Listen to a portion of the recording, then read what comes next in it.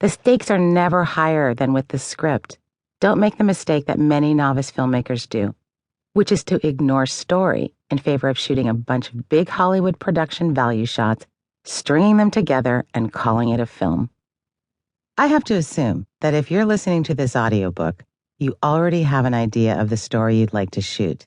Perhaps your original idea will change after listening to this audiobook. Regardless, what you have to do is make sure this script is good enough to shoot, the length matches your story, and your story is a short one. A great short begins with a solid story and characters. You need to know who these people are, what they look like, what kind of underwear they wear, what you'd like to happen to them, and most importantly, what they want and what they'd like to happen to them. Yes, you should make sure the wardrobe matches the character. Often a simple outfit tells us who this character is. In that first 10 seconds we meet them. As does the job they do, the person they're sleeping with or not sleeping with, the language they use, and the breakfast drink they choose. People are not stupid.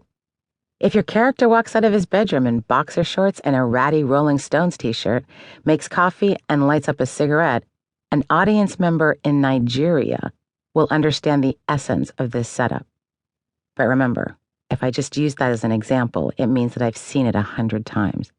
And you should seek out a fresher way to show the guy with a dream but no willpower to achieve it character. When you know your characters, you'll understand exactly how to get who they are across to your audience. How to lose your programmer/audience from scene 1. Over the years, I have watched more films than I and my colleagues care to remember with the following storylines. The tragic buddy film. 2 soldiers, pick a war, Iraq, Vietnam, World War II, World War I, I've seen them all. Struggle through the snow, rain, mud, forest, desert.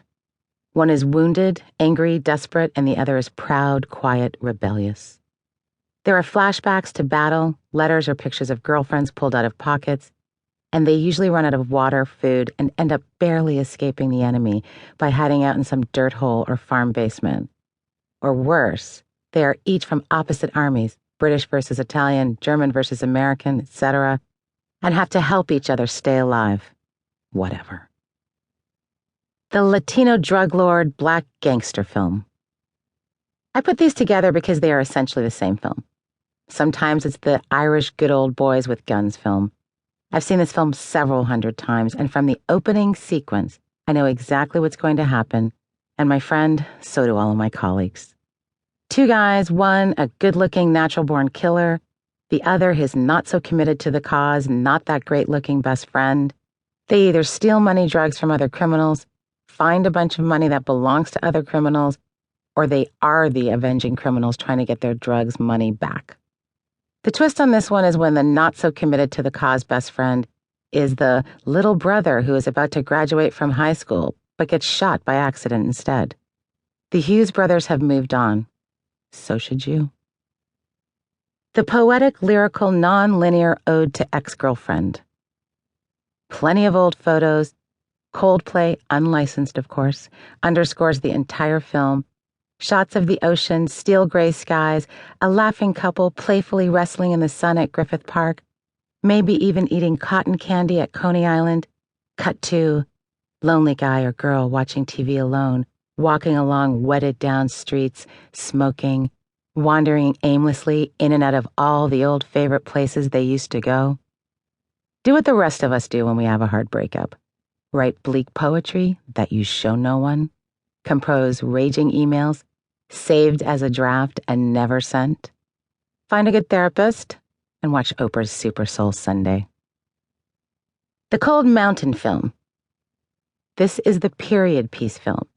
There are the slave woman and man tucked away in their beds conspiring about their imminent escape. Or it's the black slave woman who is in love with the white master. Or the other way around, and it's the white woman and her man dingo. Could be about Jesus Christ.